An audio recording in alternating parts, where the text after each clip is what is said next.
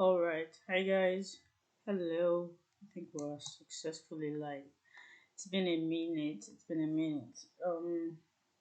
How have you guys been? How are you? It's been a while. I can't promise that I'm back to following my timetable, but I can promise that I will be putting some content here from time to time, and I will try to keep up and try to come back fully and tell you what I intend to do with this channel going forward. But for today, quickly, I want to talk to us about something most students always ask. What part of an article do you reference? I mean, you understand that when you make an assertion, you have to reference an article. But what part of that article is the most important part that you should be referencing? So what I'm going to do today is we're going to break down an article. I'm going to tell you what purpose different parts serves, and what part of it you're supposed to reference when making an assertion. That means when making a point or when stating a fact, what part of an article are you supposed to reference? So that is what I am going to be doing. I mean, before I go on, I already showed you how to use Google Scholar to for your citation. Like if you want to get make your reference list and you're not yet using Mendeley, which I think everyone should be using, or Zotero, which really makes life easy for students, to be honest. But if you're not yet using either of those and you still compile your reference list manually, one of the easiest ways to do it is to just click on Cite, particularly if you're using Google Scholar, and it will give you formats for which your references can be, and you can just easily copy and then paste it on your reference list, right? So I just thought to go over that briefly, but that's not the purpose for today. The main thing we're looking at is when you have an article, what part of it, when you make a point from that article, what part of it should you make the point from? One, then what other parts of it are there and are they important? So let's just break it down. So I successfully chose one article on effect of social media, like you can see. I have opened the article right here. This is the PDF format of the article, and it says effects of social media usage and social media multitasking on the academic performance of university students. So when you have an article, of course you have the abstract part of it, which is like an overview of the article. So when let's say for example you're conducting a literature review or a dissertation, and you want to know whether an article actually belongs, whether you should include or exclude an article, by reading through the abstract alone, you would know, you have an idea of what the article is all about, whether it's even talking in relation to your topic or not. So that will tell you whether to include it or not. That's the main purpose of this abstract. But when you are really trying to extract the fact from an article, you can't just read the abstract and think that you have all the details. I mean, it's like you reading a cross section of something and think you have the whole picture. That's not, it's just giving you an overview. And sometimes it's not always very detailed. Like in this case, it's actually not very detailed and everything is written together. So I just advise abstracts to be read and understood when you're trying to include or exclude a paper. But when you truly want to extract facts from that paper, you have to read through. Then we have the introduction, we have the methodology, like scrolling down, you have the methodology, which is this number five right here. You have the methods, you have the results, then after the results you should have the discussion. This is conclusion. You should have, yeah, you have the discussion, then you have the conclusion.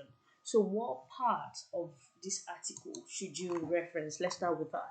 When you want to make an assertion, the answer to that question is simple. Simply go to the result or discussion section of your article to get facts.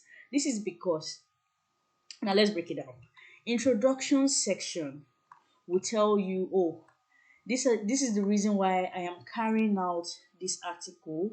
Oh, I said this article. This is the reason why I'm carrying out this research, why this article is being written. I mean, there's probably one rationale that has been identified. So, for example, uh, this study actually proposed an hypothesis that students who use social media more for non-academic purposes perform less favorably academically. Students who use social media for more academic purposes perform more favorably academically. That's the hypothesis they are proposing for the purpose of this research. So they're trying to prove that hypothesis. So I mean, they would have explained all that in the introduction section. So one mistake I see students make is you come to the introduction section, you read through it, you see a point there, and then you pick out that point and reference this person, this Lau WWF. What year is it now? 2016, and you took the point from the introduction. That is nothing but wrong, like 100% wrong. That's a false statement you have made. This person has compiled different studies together to create an introduction, and that's because different school of thought have different ideas. Before he was able to come up with his own, like, okay, I think students who use social media for non-academic purposes will fail academically. Those who use it for academic purpose would not fail, or something. This introductory section is just to back up, is just to create points before proposing the hypothesis. So what I would rather suggest is, if you see a point that you like, instead of instead of uh paraphrasing that point and referencing the wrong person, go to the article itself. Like, if I want to state this now, this make this assertion that says that social media have penetrated the lives of many young adults. The social media usage of American adults aged 18 to 29 years soared from 12% in 2005 to 90% in 2015. This is a very big assertion, and that is according to Pew Research Center 2015, right? So rather than reference this the person who owns this article, I would rather go to Pew Research, right? I would go to let me see if I can get that. So right here, I have the link to the article, which says that social media usage went up like by from 12% to 90%, almost by 78%, which is a lot. So if you want to make this kind of reference, you have to go to this study.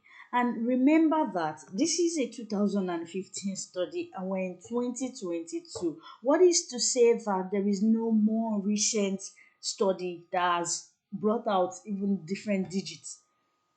Do you get? So rather than just copy, you can go to you can follow this link right here, right now.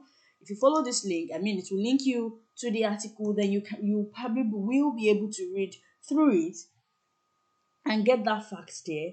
Or you can, this is it, this is the article, so you can read through it and get your fact and reference it, and you know that you're referencing the correct thing. But by paraphrasing someone else's paraphrase, I mean, that's at the end of the day, the information is going to get lost in transit. And then to now get up to date information, it's better to go to your databases and search up the topic, like social media usage 2022 among teenagers, among adults, whatever database you want to use, and get up to date facts. Do you get? So that's just me discouraging you from taking points from the introductory section and then referencing the owner of the article. That is wrong. So that said, I mean, I said we have the methodology section. That just showed how the study was carried out. So you can't really make any assertion from that, but you can get critique from that. You can check my videos on critique. Now to what part of it you should reference. So I have said the results and discussion section. I mean, it's only logical, right? Understandably, this study has carried out. Let's close this.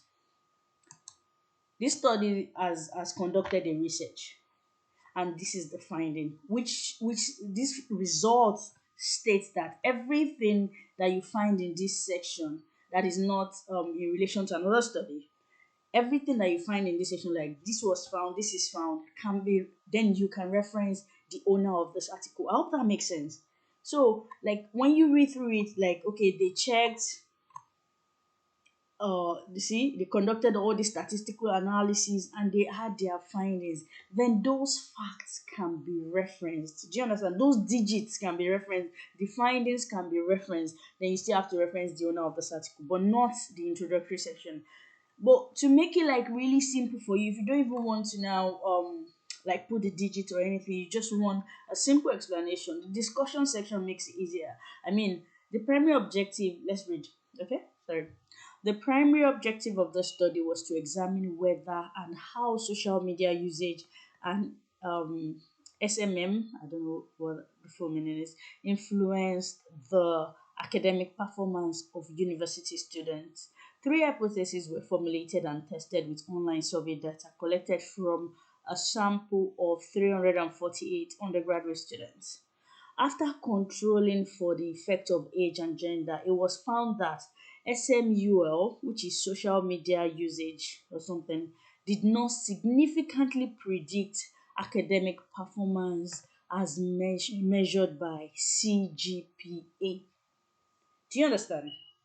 So now, if I'm to make an assertion from this, I want to paraphrase something, I can easily say that social media usage cannot predict how an individual will perform academically. Then I will reference the owner of this article because this is the person's findings, like right here, like this, right here. They use CGPA. That's a fact. It's an assertion, and you can reference this person, and nothing would happen. Do you get? And you are absolutely correct, but not you referencing from the introduction section. So the main purpose of this video is to answer that simple question. When you have an article, what part of it? I know I have gotten that question so many times in the comment section, and I just felt, I mean, today let's make a quick video. Let me just come online quickly and address this. Today I'm not critiquing in any way. I know some of you sent me articles, you emailed me articles and just said critique this for me, critique this for me. I I don't know how to react to that, but all I would say is um critiquing, we all know, is a task. And if I critique, I have to write. And that means you want me to uh give you my time freely. Time is money. If you intend for me to work with you to help with critiquing, then you have to ask appropriately. Like, okay, what does it entail? How do we go about it? You don't just send me. Some of you would not even send the link to the article. You just go. I mean, I understand that some people send the link that okay, maybe I can use it on. Maybe I can use it live and just talk about the article, which is okay. But some of you would not even send me the link to the article. You just send me the title. Like I should figure it out or something. There's not much I can do. There's not much I can do. Okay, so that said, if you send me emails or if you send me an email, please try to. Okay, I think it's time to even address that. Some of you will send emails and say things like, "Hi, I want to discuss with you. Thanks, XYZ," and that's it. I'm like, do you know I have opened this email with the mindset of, oh, let me reply to this person. So, do you want me to say, okay, yes, it's okay to discuss with me? Why did you send the message in the first place? Just go straight to the point. Do you understand? It's okay to ask, oh, I would like to book a section. How do I go about it? That's different. I would need your help with this. Can you help me out? That's different. But you now saying, I want to discuss with you, or do you have time to reply me? Come on. So I have to reply you, that I have time to reply you. Guys, do better. Let's do better. Let's do better. Let's do better. Communication. Let's improve our communication skills. So now that we've gotten that out of the way, so pretty much this is what I have come here to discuss today. What part of an article do you reference? So don't let me see you referencing introduction section without you going ahead to look for the article itself, because sometimes the details in that introduction section might be outdated, and that's really key. If you're referencing something that is outdated, man, that's what's the point of the research itself?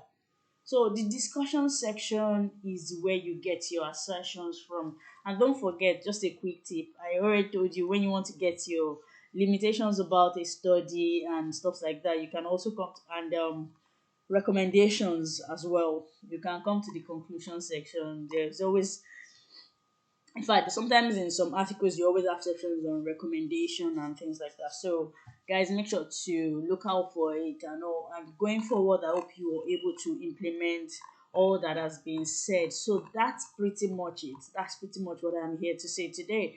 If you are to reference an article, you get your assertions from the discussion section. It's as straightforward as that. So thank you so much for being here today. I am trying to expand my channel a little bit and trying to bring in more content, and I'm really seriously working on that. But so many factors are in the way, and you will get to know all about it later. But just trust me and believe that I am working as much as I can. And if you really need my help, you know where to find me. Send me an email and I would respond to you. I will respond to you and try to sort you out.